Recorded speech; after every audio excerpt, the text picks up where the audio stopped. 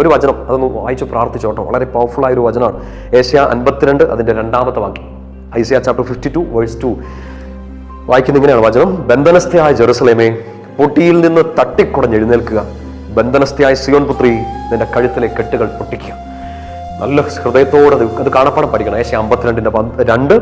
ബന്ധനസ്ഥയായ ജെറുസലേമേ, പൊട്ടിയിൽ നിന്ന് തട്ടിക്കുടഞ്ഞ് എഴുന്നേൽക്കുക.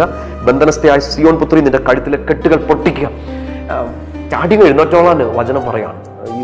എവിടെ കടന്നു പോയി കാണും, ഇരുന്ന് പോയി കാണും. പക്ഷെ കടന്നു പോയാണ് ഇരുന്ന് പോയാൽ ഇരുന്നതും കടന്നതൊക്കെ ഈശോയുടെ അടുത്താന്ന് ഓർത്തോളം ചാടി എഴുന്നേക്കണം. ഈ കെട്ടുകളൊക്കെ പൊട്ടിക്കണം. ആ പൊട്ടിക്കാൻ പറ്റുന്നില്ല എന്നൊക്കെ തോന്നി ഇങ്ങനെ വിഷമിച്ച് നിൽക്കുകയാണെങ്കിലാണ് മുമ്പേ പറഞ്ഞത്, അങ്ങ് ചെല്ല് ഈശോയുടെ അടുത്തേക്ക്. സകല കെട്ടും സകല ബന്ധവും അഴിക്കാൻ വേണ്ടിയിട്ട് നമ്മുടെ മുമ്പിൽ ഈ പവർഫുൾ ഈശോ നമ്മുടെ കൂടെ തന്നെ ഉണ്ട്.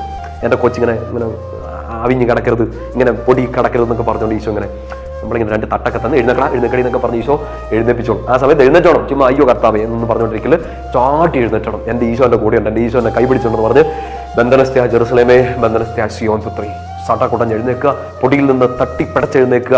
നിന്റെ ബന്ധനങ്ങളെ, നിന്റെ കെട്ടുകളെല്ലാം പൊട്ടിച്ചെറിയാൻ നിനക്ക് ഈശോയുണ്ട്. ആ ഈശോയുടെ കൈപിടിച്ച് വാക്ക് ഫ്രണ്ട് മുമ്പോട്ട് നടക്കുക.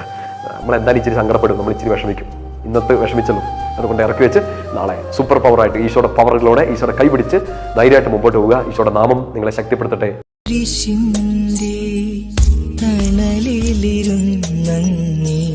മിഴികളിൽ നോക്കി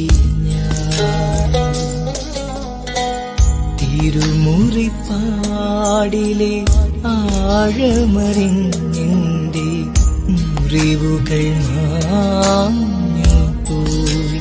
കരുണാമയ